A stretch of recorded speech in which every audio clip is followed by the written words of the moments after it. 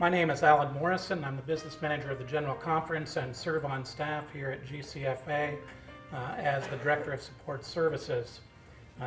In that role, I get to deal with a lot of different groups within the church and across the church and have interface with a lot of the different structures, in fact, that we're going to be talking about today in this session. And so what I want to say to you first is that the session is an overview of the structure of leadership and organizations at each level of the United Methodist Church. But the key word is it's an overview. We will not go into depth in every aspect of the church structure. It may be particularly helpful for newer members of the staff. It would also serve as a refresher for others, including some of those who are in the room that help write some of the materials I'm making use of. But before I launch into the structure, I want to share with you one of my favorite short animations of the history of the United Methodist Church. It was produced a number of years ago by United Methodist Communications.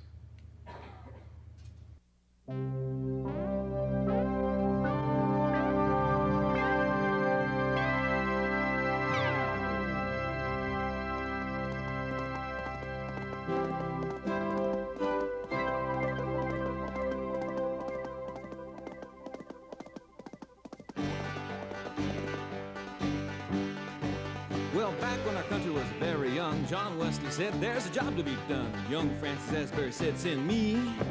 So they put him on a boat, sailed across the sea. Now, he didn't know the Tea Party was brewing and the American Revolution was stewing. By the time that the war was won, why, a brand new church had just begun. Right here in the U.S. of A. Freeborn Garrison rode for weeks all over the countryside, calling all the preachers to Baltimore for a Christmas conference. Asbury became a bishop, a new denomination was officially formed, and they called it the Methodist Episcopal Church. Well, there were three different groups in those early days, and they were going their own separate ways, started their own publishing houses, you see, to get the word out more effectively. There were Methodists, Episcopals, United Brethren too, and the Evangelical Association who would all get together on down the line. Guten Tag. Howdy do. Auf Wiedersehen. They just didn't know it right at the time. Well, the country was growing from shore to shore, and so were the Methodists, and what's more, they were traveling and preaching to the countryside, and all the ministers went on a circuit ride. Woo, that was tough. With rain and sleet and snow on horseback, you see. And when the weather got real bad, people used to say it was only fit for crows and Methodist preachers. And the spirit was moving in those early days, you know. Camp meetings all over the place, and churches started popping up everywhere. But the country growing like it did, there were problems too that couldn't be hid. Just look at the Indians in the situation. The government sent them to a reservation. Yeah, some Methodists didn't like that at all.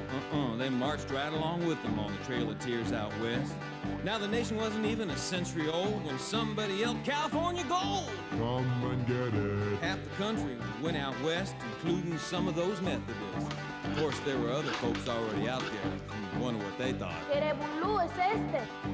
Now the government was a democracy, and lay people said that's the way it should be. In the church, everybody should have a say, but everybody didn't always see it that way.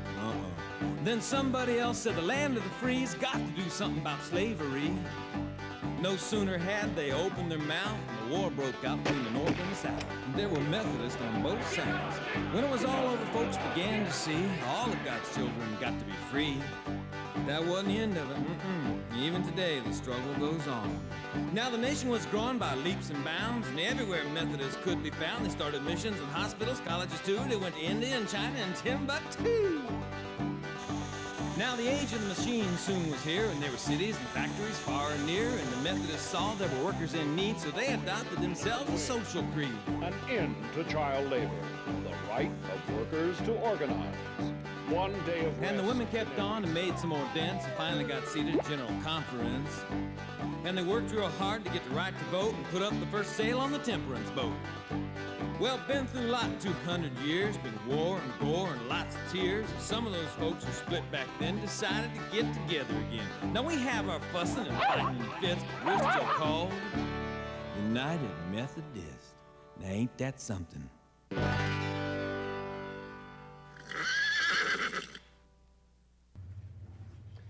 Now, for some of the UMCOM staff members who may be wondering, yes, I own a copy of that videotape, so I have not violated copyright by doing that.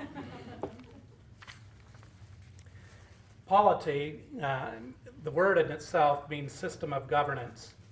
And United Methodist Church polity can be described as constitutional, episcopal, and connectional. And so we're going to talk about each of those three ways of how our church is organized. In constitutional polity, the book of discipline is the book of law. Now, I want to do a little show and tell for you. This is the 2008 book of discipline.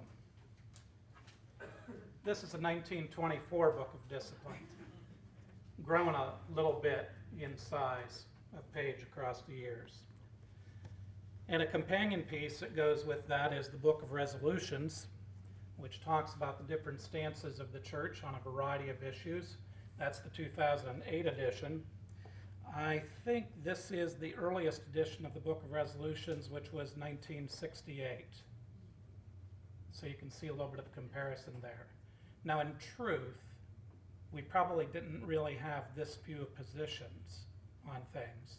It was a matter of, prior to that time, there had never been a single book collecting all of those documents together.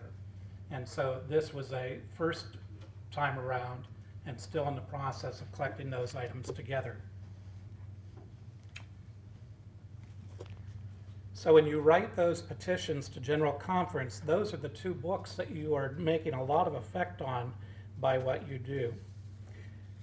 The Book of Discipline serves as our law book. Part one of it is the Constitution, and we are constituted then, or brought into being, through three aspects: conference organization, episcopal supervision, and judicial interpretation of church law. Now I'm going to speak to each of these more, not only at the global level of the church, but as that works down through the local level as well. If we look at it from an episcopal polity aspect, that has to do with the recruitment and the deployment and supervision of clergy. Leadership is given by the bishops and the district superintendents. Pastors are appointed or sent to churches. Pastors can be divided into different groups. Elders and deacons are those that are in the ordained categories. The elders itinerate, or that is, are moved from one location to another from time to time. Deacons are non-itinerant, possibly spending their entire career in one location. And then licensed pastors are the other category of pastors. Licensed local pastors are appointed year to year. And then remember, the third area of polity that I mentioned is connectional polity. Connectional polity is the part where we really get into the structure of the church. In many respects, the United Methodist Church is structured with great similarity to the federal government of the United States.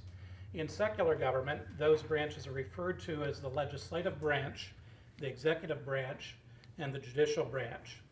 Likewise, we have three branches of government within the denomination with certain powers and responsibilities that are assigned to each branch at each level of the church. If we look at the geography of the church, we can get a sense of what those levels look like in the geographic structure. The levels of the structure within the United Methodist Church look like this. We begin with the general church, or what we know in our lives as agency staff. General agencies are at this level, the General Conference is at this level. But then we take that and break it down into smaller regions. We have 5 jurisdictions, which are within the United States, and then we have 7 central conferences that are outside of the United States. Those further divide into smaller geographic territories called annual conferences. Annual conferences, as their name suggests, meets annually, but that is also the name of the body. There are 59 annual conferences across the United States, I think. We keep changing the number. And there are 71 annual conferences outside of the United States, and we keep changing that number. So this is always a snapshot in time when you talk about these numbers. Annual conferences typically then also divide into districts. In the United States, we have 468 districts. Outside of the United States, identified, we have 59 districts. I say it that way because as a data collection process, that's an area that data collection has really only begun to take that level of detail outside of the United States within the last few years. So we are continuing to identify districts that we had not known about before. Within districts then are local churches. In the United States, 33,707 local churches. Outside of the United States, 4,961 local churches. I would additionally comment that when you look at it in Central Conference, you also can talk about preaching places, which may not be full-fledged congregations yet. In that case, the number of 4,961 jumps to 12,772 preaching places outside of the United States. We have over 12 million United Methodist clergy and laity, 7.7 million of those within the United States, 4.4 million of those outside of the United States. And so those 12 million people then worship in some 41,000 local churches and additional about 7,000 preaching places beyond that.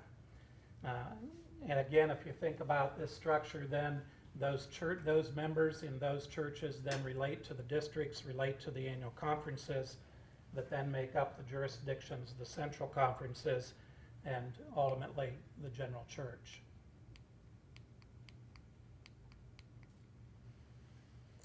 So at the global level of the church, we can look at the structure as follows.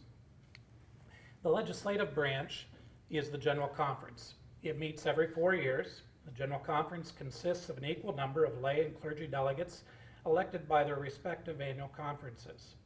The number of delegates elected by each annual conference are prorated based on clergy and lay membership, with a guarantee that there will be at least one lay and one clergy delegate from each annual conference. By the Constitution, the total number of delegates must be no less than 600 and no more than 1,000 delegates. General Conference, as the primary legislative body, is the one that defines the conditions and privileges, duties of church membership, the powers and duties of clergy, of conferences, of the episcopacy. They authorize the official hymnal, the book of worship. They enable legislation that provides for a judicial system and procedures. It's the only body that can speak officially for the entirety of the denomination. They pass legislation that causes changes to the book of discipline, to the book of resolutions. They approve the quadrennial budget of the church at the general level, and they set the direction for program foci, such as the 4 areas of focus embraced at this past General Conference.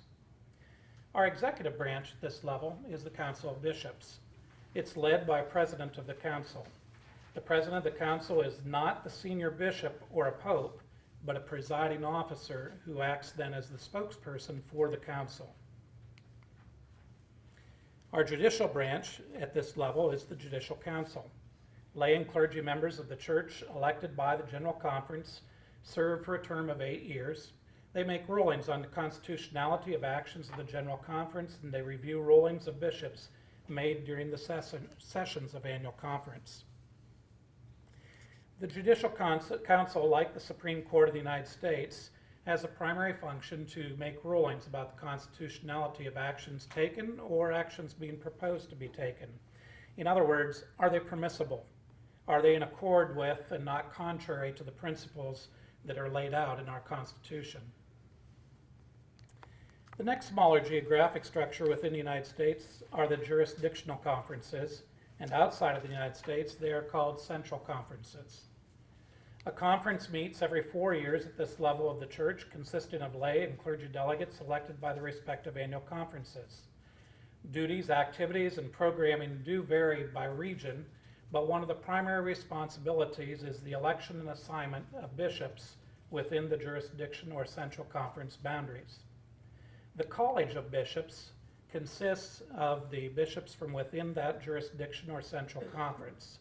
The college elects a bishop to serve as the president of the college, and like the president of the Council of Bishops, they don't serve as a pope, but merely a presiding officer and a spokesperson to act on behalf of that college.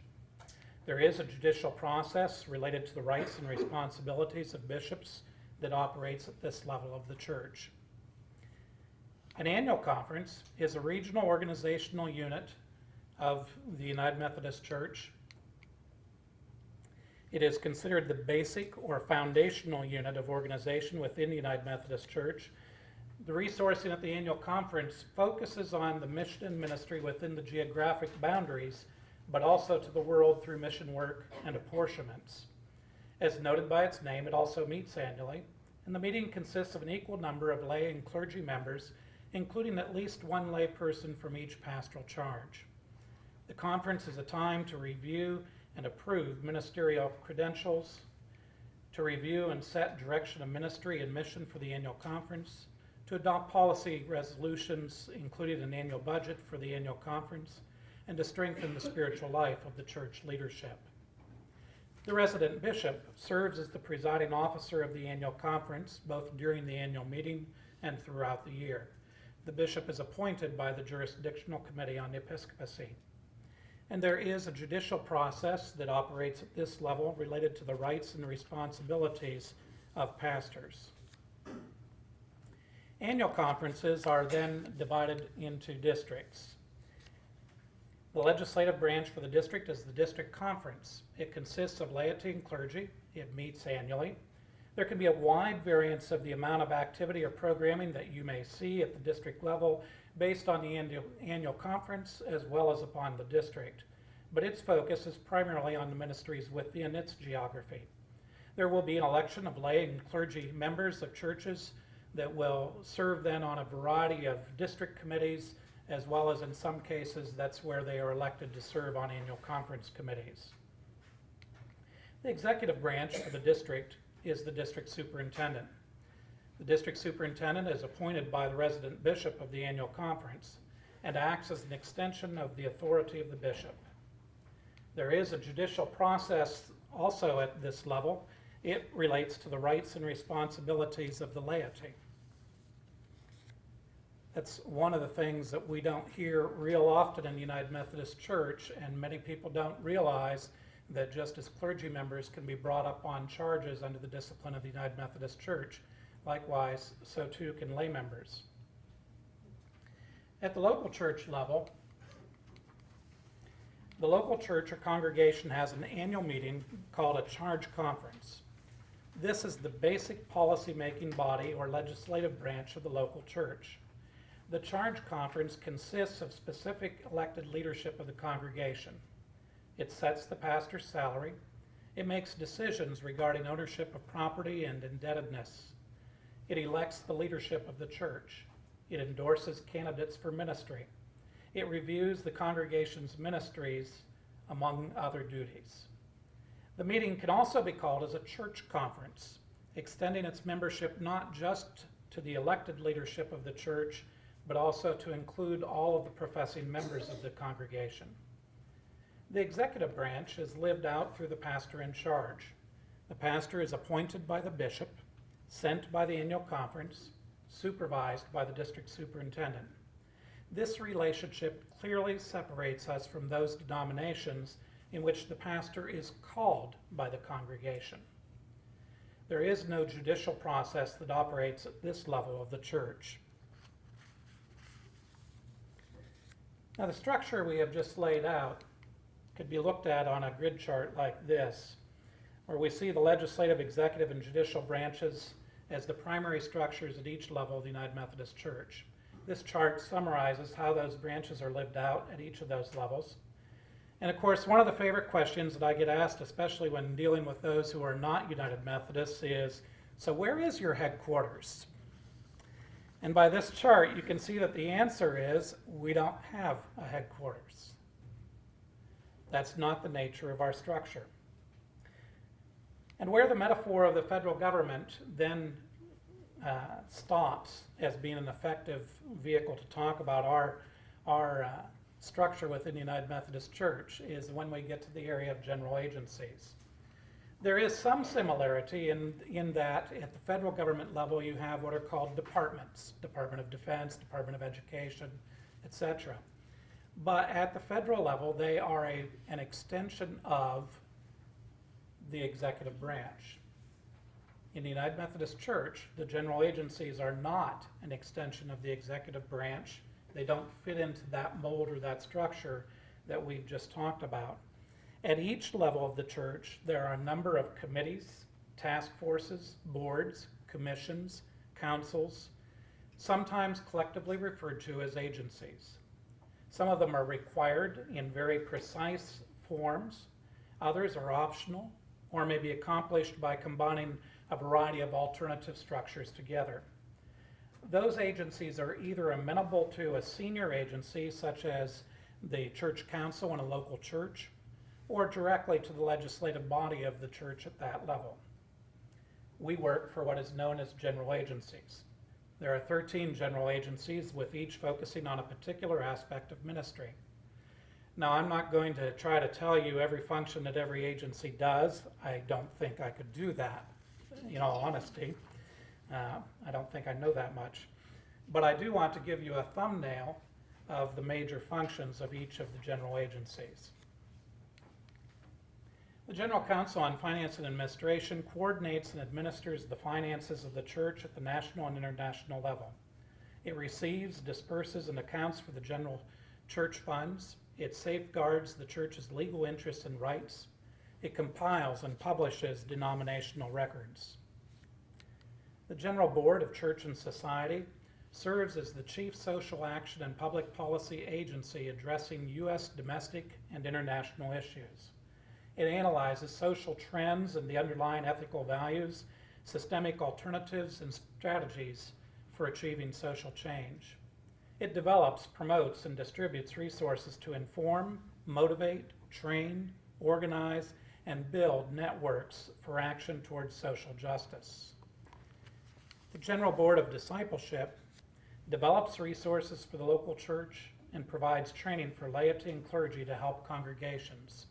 It wins converts or sets into place vehicles to be able to win converts to the Christian faith, to nurture spiritual life and personal commitment, to conduct quality Christian education, to develop congregational leadership.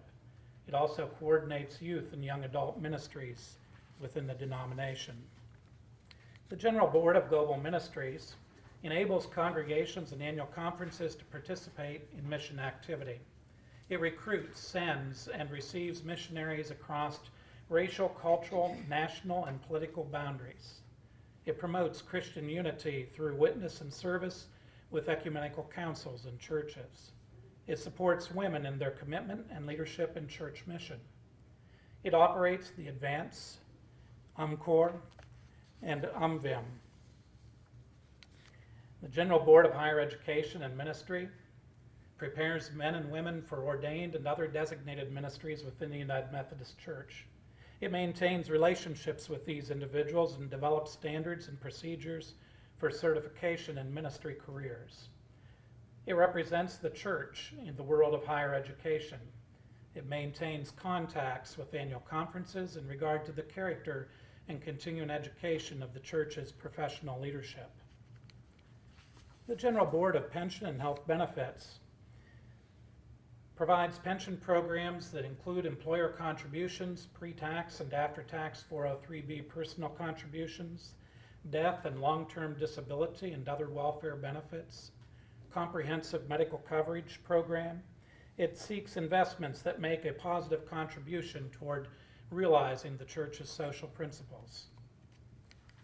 The General Commission on Archives and History gathers, preserves, disseminates archival materials. It maintains archives and libraries to preserve the church's records for responsible public and scholarly use. It highlights the historic witness made by women, racial and ethnic minority peoples, and other constituencies not usually covered in traditional documentation. The General Commission on Christian Unity and Interreligious Concerns advocates for relationships with and interprets United Methodist ties to other faith communities. They seek to help United Methodists to realize the church's ecumenical commitment, to understand their membership in the one church of Jesus Christ. They develop training for ecumenical leadership among United Methodists. The General Commission on Communication is responsible for listening and responding, partnering and helping, encouraging and advocating, promoting denominational funds and programs, to gather and distribute church news through United Methodist News Service and through church's official website. It produces broadcast and cable television programs, provides communication resources to local churches and annual conferences.